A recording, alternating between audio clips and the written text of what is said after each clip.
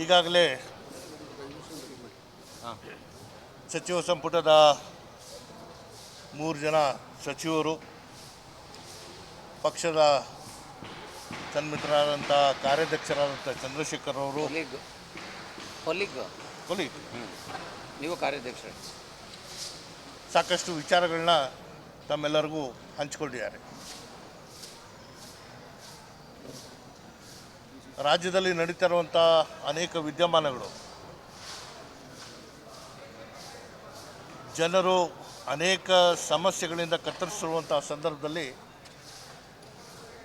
ವಿಧಾನಸಭಾ ಅಧಿವೇಶನ ಕರೆದಂಥದ್ದು ಕೂಡ ಅದರಲ್ಲಿ ಯಾವುದೇ ಅಂಶ ಜನರಿಗೆ ಅನುಕೂಲ ಮಾಡುವಂಥದ್ದು ಚರ್ಚೆ ಮಾಡೋಕ್ಕೆ ಸಾಧ್ಯ ಆಗಿಲ್ಲ. ಇವತ್ತು 2 ಪ್ರಮುಖವಾದಂಥ ಅಂಶಗಳನ್ನ ಪ್ರತಿಪಕ್ಷದವರು ಪೂರ್ಣ ಮಾಹಿತಿ ಇಲ್ಲದೆ ಮಾನ್ಯ ಮುಖ್ಯಮಂತ್ರಿಗಳನ್ನೇ ಗುರಿಯಾಗಿಟ್ಕೊಂಡು ರಾಜ್ಯದಲ್ಲಿ ಅಸ್ತಿತ್ವದಲ್ಲಿರುವಂಥ ಕಾಂಗ್ರೆಸ್ ಸರ್ಕಾರವನ್ನು ಗುರಿ ಮಾಡಿಕೊಂಡು ಅವರ ಹೇಳಿಕೆಗಳು, ಬಹುಶಃ ಇದರಲ್ಲಿ ತನಿಖಾ ತಂಡಗಳಿಗೆ ದಿಕ್ತಪ್ಪಿಸುವಂಥ ಪ್ರಯತ್ನ ಕೂಡ ಇವರು ಮಾಡ್ತಾಯಿದ್ದಾರೆ. ಸತ್ಯ ಸಂಗತಿಗಳು ನಮ್ಮ ಮುಂದೆ ಬಂದೇ ಬರುತ್ತೆ. ಯಾರ್ಯಾರ ಹೆಸರು ಇವತ್ತು ಹೊರಗೆ ಬಂದಿದೆ ಅಂಥವರು ಅವರ ಸಮಜಾಯಿಸಿ ಕೊಡೋ ಬದಲು ತನ್ವೀರ್ ಸೇಠ್ ಅವರೇ ಬಾಯಿ ಬಿಡಲಿ ಅಂತ ಹೇಳುವಂಥ ಮಾತುಗಳು ಆಡಿದ್ದಾರೆ. ನಾನು ಹೇಳುವಂಥ ವಿಚಾರಗಳಿಗೆ ಈ ಸಂಪೂರ್ಣವಾದಂಥ ಏನು ಪ್ರಕರಣ ಇದೆ ಅದು ನಾನು ಹೇಳ್ದಂಗೆ ನಡೆಯುತ್ತೆ ಅಂತ ಹೇಳುವಂಥದ್ದು ತಪ್ಪು. ಯಾವಾಗ ಪ್ರಾಧಿಕಾರದ ಮೇಲೆ ಆರೋಪ ಬಂದಿದೆ, ಆ ಪ್ರಾಧಿಕಾರದ ಸದಸ್ಯನಾಗಿರೋ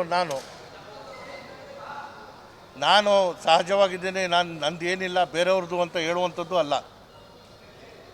ಕಾನೂನು ರೀತಿಯಲ್ಲಿ ನಡೆದಿರುವಂಥದ್ದು ಅಥವಾ ಕಾನೂನು ಬಹಿರ್ವಾಗಿ ನಡೆದಿರುವಂಥದ್ದು ಏನೇ ಇದ್ದರೂ ಕೂಡ ಇತಿಹಾಸದಲ್ಲೇ ಒಬ್ಬ ಮುಖ್ಯಮಂತ್ರಿ ಒಂದು ಆಯೋಗನ ರಚಿಸಿ ತನ್ನ ಮೇಲೆ ಆದರೂ ಸರಿ ಇದು ತನಿಖೆ ಆಗಬೇಕು, ಪೂರ್ಣ ಪ್ರಮಾಣದಲ್ಲಿ ಆಗಬೇಕು ಅಂತ ಹೇಳಿರುವಂಥದ್ದು ಬಹುಶಃ ಇದನ್ನು ನಾವು ಸ್ವಾಗತ ಮಾಡಿ ಆ ವರದಿ ಬರೋವರೆಗೂ ಸಹ ನಾವು ಕಾಯುವಂಥದ್ದು ಆಗಬೇಕು. ಈಗ ಜಮೀನು ಕಳ್ಕೊಂಡಿರೋರು ಅವರು ಅದರ ಪರಿಹಾರ ರೂಪದಲ್ಲಿ ಏನು ತೊಗೊಂಡಿದ್ದಾರೋ ಇಲ್ವೋ,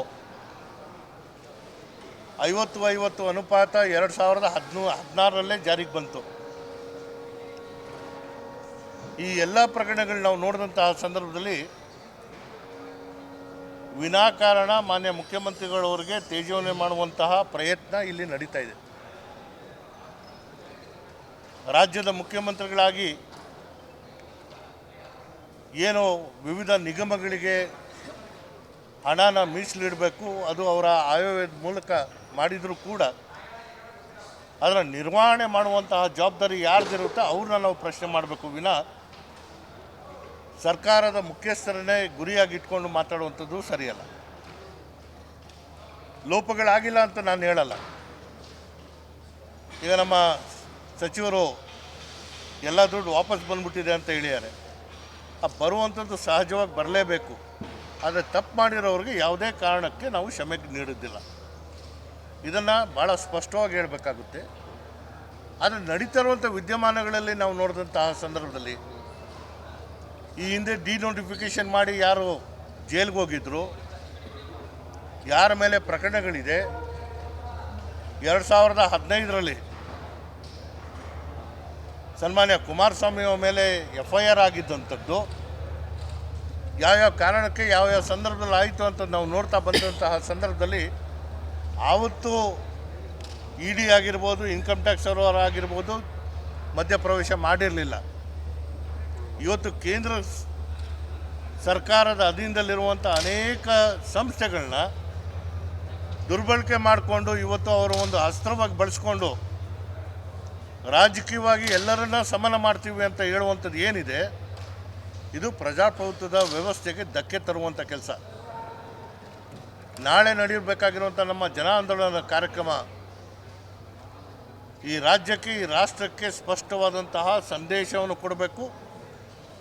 ಜನರಿಂದ ಆಯ್ಕೆ ಆಗಿರುವಂಥ ಸರ್ಕಾರ ಎಷ್ಟು ಸುಭದ್ರತೆಯಿಂದ ನಾವು ಕಾರ್ಯನಿರ್ವಹಿಸ್ತಾ ಇದ್ದೀವಿ, ಸಲಹೆಗಳು ಕೊಡುವಂತಹ ಕೆಲಸ ಇವತ್ತು ಪ್ರತಿಪಕ್ಷವರು ಮಾಡಬೇಕಾಗಿರುವಂಥದ್ದು. ವಿನಾಕಾರಣ ಜನರ ಕಾಲಹರಣ ಮಾಡಿ ಜನರ ಸಮಸ್ಯೆಗಳಿಗೆ ಪರಿಹಾರ ಸಿಗದಂಗೆ ಅವರು ಒಂದು ರಾಜಕೀಯದ ಒಂದು ನಿಲುವನ್ನು ತಗೊಂಡಿದ್ದಾರೆ.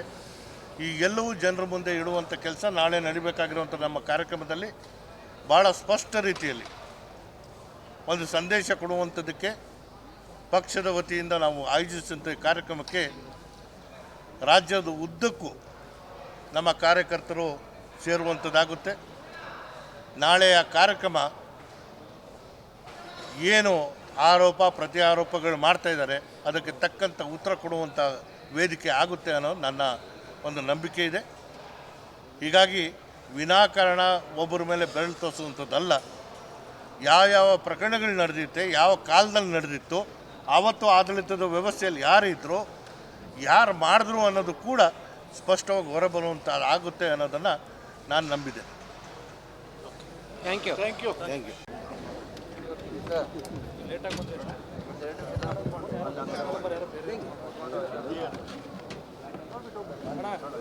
ಸರ್ ಒಂದು ನಿಮಿಷ ಮಾತಾಡ್ಬಿಟ್ಟು ಅಣ್ಣ, ಒಂದು ನಿಮಿಷ ಅದೇ ಫೈನಲ್ ಮಾತಾಡ್ಬಿಟ್ಟು ಬೆಳಿಗ್ಗೆ ಬರೋದು ನೀವಲ್ಲ ಸರಿ ಮಾತಾಡ್ಬಿಟ್ಟು ಇನ್ನೂ ಸ್ವಲ್ಪ ಅಣ್ಣ ಕರೀತ ಇಷ್ಟು ಕಳಿಸ್ತೀನಿ.